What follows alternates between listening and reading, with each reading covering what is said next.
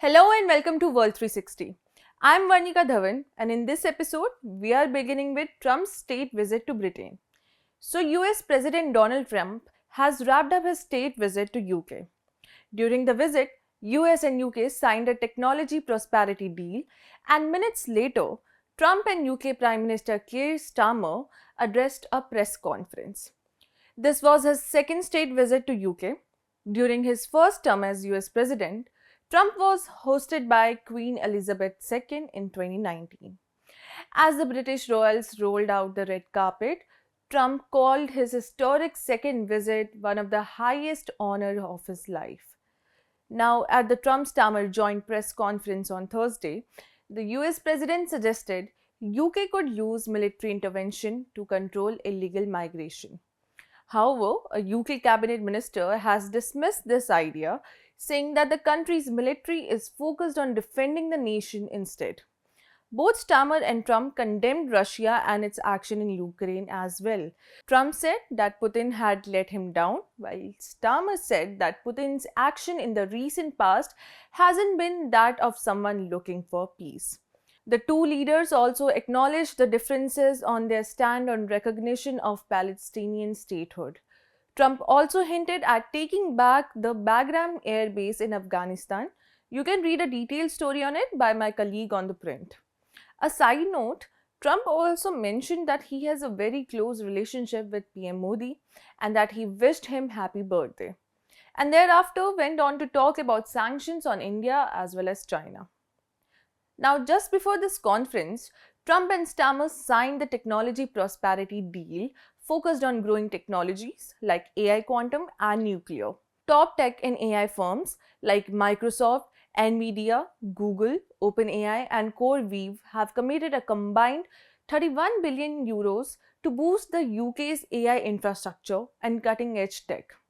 As per the deal, the UK and US will put joint resources and expertise into making emerging technologies. Now, earlier at the lavish state visit banquet, Trump hailed US and UK special relationship and paid a tribute to King Charles, who praised Trump's commitment to finding solutions to some of the world's intractable conflicts. Now, let's move to our second story. After launching a ground offensive earlier this week, Israel military on Friday said that it continued to expand their activity in Gaza. Israel has said that the main aim of this offensive is to free hostages still held by Hamas and has described Gaza City as the last stronghold of Hamas. However, on Thursday, Hamas issued a warning saying that Israel may lose all chances of getting the hostages back if it doesn't stop the Gaza offensive. Israel's action earlier this week also coincided with a UN report saying the country is committing genocide in Gaza. Remember, Israel's ground offensive came days after US Secretary of State Marco Rubio's Israel visit and meeting with Netanyahu. Trump has also been issuing warnings through his Truth Social posts for Hamas to return the hostages. Israel's actions have drawn sharp criticism. The European Commission has proposed a plan to restrict trade with the country and sanction some of Netanyahu's ministers. If this is approved, it would be the strictest action by EU against Israel's offensive. Lastly, we are looking at the public spat between leaders of two countries, Hungary and Sweden, both part of NATO alliance. It started with this post of Viktor Orban, who is the Prime Minister of Hungary, and I quote, "The abandonment of traditional values, the neglect of common sense, and weak governance have led to barbarism taking root in the home of one of Europe's greatest nations." In the video, which was accompanying the post, Orban said that over 280 underage girls in Sweden had been arrested for murder. He was quoting from a German news report. Orban said that the Nordic country was collapsing with gangs hiring thousands of children as assassins. His post received a quick response from Swedish PM Ulf Kristersson, who accused Orban of spreading outrageous lies. The Swedish PM said that these lies are coming from the man who is dismantling the rule of law in his own country.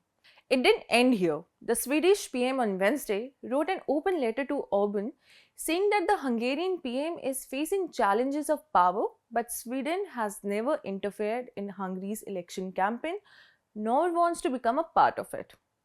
He added, and I quote, Hungary and the West are not strengthened by closing the door to their European friends or by attacking each other and the very things that distinguish us from barbarism, democracy, and the rule of law. Orban, in turn, responded to this with a long post on X on Thursday. He listed 7 points, including some of what he called interference, and added that in Sweden, migration is one, yet, unlike you, we do not meddle in the sovereignty or internal affairs of others and do not lecture other countries.